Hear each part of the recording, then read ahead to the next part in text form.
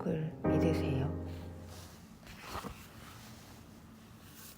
혼자 생각에 잠겨 걷는 편이다 보니 거리에서 포교하는 이들에게 붙들리는 일이 잦다. 도를 믿으세요? 하며 다가오는 우리말이다. 나도 이제는 이력이 나서 멀리서 둘이나 셋이 짝지어 다가오는 것만 보아도 미리 알아채고 피할 수 있다. 그런데 그날은 횡단보도 앞에서 건너편만 보던 차에 한 명이 불쑥 말을 걸어와 피할 틈 없이 잡히고 말았다. 타고난 복이 있는데 주상이 맞고 있네요. 네, 복을 찾을 방법이 있어요. 괜찮아요. 행복해질 수 있다니까요. 행복하기 싫어요. 행복하기 싫은 사람이 어디 있어요? 저요. 아니, 행복하기가 싫다고요?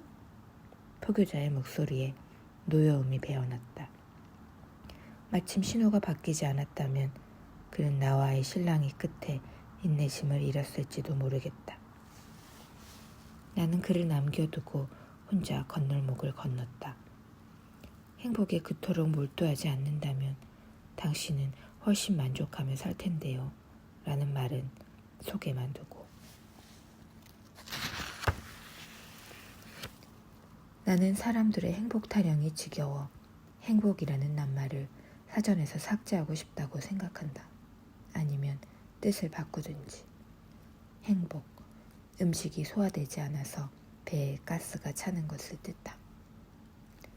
하지만 얄팍하게 사용하는 것이 문제이지 낱말 자체는 결백하다는 것을 안다.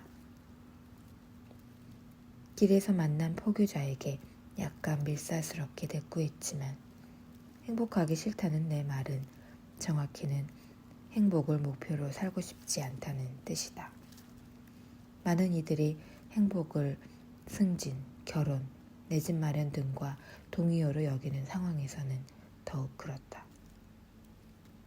행복은 그렇게 빤하고 획일적이지 않다. 눈에 보이지 않고 설명하기도 어려우며 저마다 손금처럼 달라야 한다. 행복을 말하는 것은 서로에게 손바닥을 보여주는 일처럼 은밀해야 한다. 내 손을 오래 바라본다. 나는 언제 행복했던가. 불안도 외로움도 없이, 성취도 자부심도 없이 기쁨으로만 기뻤던 때가 있었는가. 아름다운 길들을 무수히 걸었다. 별것 없는 작은 산길도 있었고 온갖 신비로운 자연물로 압도하는 이국의 길도 있었다.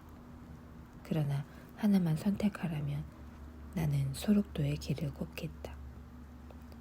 수만 년 사람의 손길이 닿지 않은 길의 고고한 매력도 모르지 않으나 어떤 길에 결정적으로 위험을 부여하는 건 그 길을 걸었던 사람의 죄치라고 믿기 때문이다.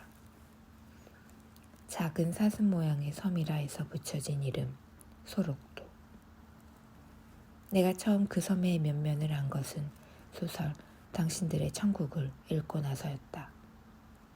당시에는 깨닫지 못했지만 지금 되돌아보면 내가 삶의 어떤 부분들에 민감하게 반응하는지 어느 방향으로 나아가고 싶은지 희미하게 감지하는 계기가 되었던 것 같다. 그래서 10년 뒤 괜한 염려로 방해를 받을까봐 가족에게는 행선지를 다르게 일러두고 나는 소록도로 떠났다. 이미 자원봉사 신청을 해둔 터였다. 여러 명이 함께 자는 숙소와 식사를 제공받고 하루에 8시간 병원에서 일했다. 한센인들 대부분은 고령이었고 그 중에서도 병원에 입원한 이들은 치명적인 병을 앓거나 혼자서는 거동할 수 없는 중환자들이었다. 나의 주된 소임은 신생아 돌보기와 비슷했다. 수건을 적셔 얼굴과 몸을 닦고 3번 식사하는 것을 돕고 여러 차례 기저귀를 가는 것.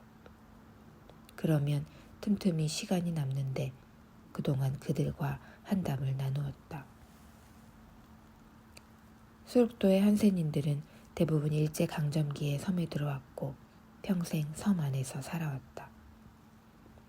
유배와 다름없이 쫓기듯 와서 곧 고향으로 돌아갈 줄 알고 보낸 세월이 80년 남짓이라고 했다.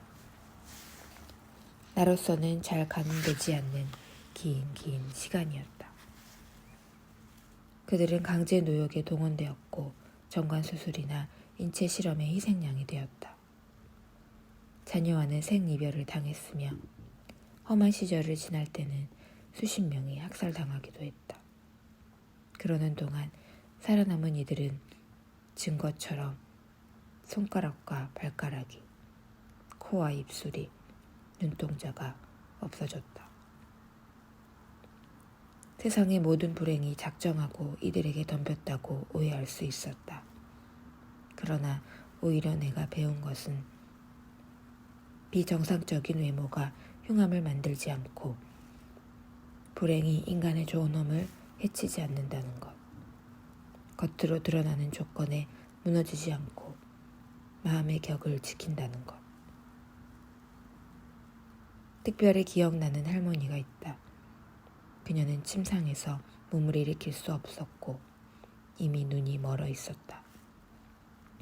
그런데도 매일 노래를 불렀다. 다른 병실에서도 우렁찬 목소리가 넘어올 정도였다.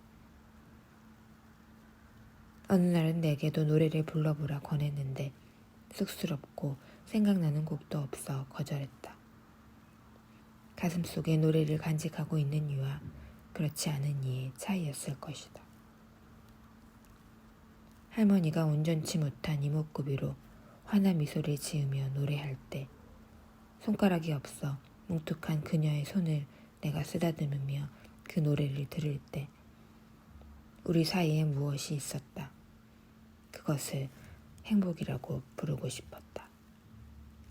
행복은 그녀나 나에게 있지 않고 그녀와 나 사이에 얽힌 우리의 손 위에 가만히 내려와 있었다. 일이 끝나면 섬의 가장자리를 따라 걸었다. 왼쪽으로 계속 바다를 끼고 반바퀴쯤 돌면 해가 지기 시작했다. 그럼 아무 바다 앞에 멈춰서 일몰을 보았다. 나의 눈으로 보기도 했고 한센인들의 눈으로 보기도 했다. 그들이 아프고 서럽고 기쁜 날 마주한 풍경을 나도 비슷한 마음을 가지고 바라보았다. 잘 정돈된 숲과 공원, 어디든 그들의 눈물이 배지 않은 곳이 없었다. 몸의 일부를 잃어가며 만들었기에 소록도의 모든 길은 곧 그들의 몸이기도 했다. 그리고 그 몸 속에는 노래가 살고 있었다. 소설이 희망했던 것처럼 긴 세월 당신들의 천국이었던 곳을 소록도 사람들은 우리들의 천국으로 바뀌어놓고 있었다.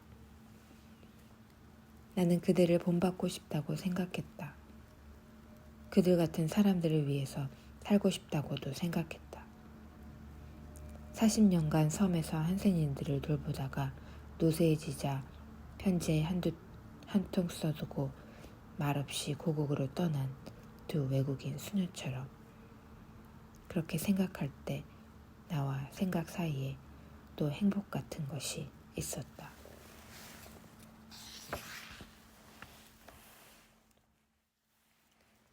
사랑은 단지 방향을 결정하는 것이지 영혼의 상태가 아님을 알아야 한다. 그것을 모르면 불행에 닥치는 순간 절망에 빠지게 된다. 이것은 사랑에 관한 기록이지만 나는 사랑의 자리에 행복을 넣어 다시 읽는다. 행복은 단지 방향을 결정하는 것이지 영혼의 상태가 아니다. 행복이 내가 가져야 하는 영혼의 상태라고 생각하기 때문에 우리는 이토록 자주 절망한다. 어떤 상황과 조건에서 피동적으로 얻어지고 잃는 게 행불행이라고 규정하고 말면 영영 그 얽매임에서 헤어나오기 어려울 것이다. 가지지 못한 것이 많고 훼손되기만 했다고 여겨지는 생에서도 노래를 부르기로 선택하면 그 가슴에는 노래가 산다. 노래는 긍정적인 사람에게 깃드는 것이라기보다는 필요하여 자꾸 불러들이는 사람에게 스며드는 것이다. 매 순간 방향을 선택한다. 행복을 목표로 삼는 방향이 아니라 앞에 펼쳐진 모든 가능성 중에 가장 선한 길을 가리키는 화살표를 따른다. 그 둘은 처음에는 일치하지 않을 수도 있다. 하지만 끝내 행복은 선에 속할 것이다. 그러니 역시 행복이라는 낱말은 없어도 될 것 같다. 나의 최선과 당신의 최선이 마주하면, 나의 최선과 나의 최선이 마주하면 우리는 더는 행복에 기댈 필요가 없다. 에른스트 얀들의 시에 낱말들이 너에게 행하는 것이 아닌 네가 낱말에 행하는 것, 그것이 무엇인가 된다는 구절이 있다. 행복이 우리에게 가하는 영향력에 휘둘리는 대신 우리가 행복의 무언가를 행해야 한다. 그리고 나는 그 무언가가 바로 망각이기를 바란다.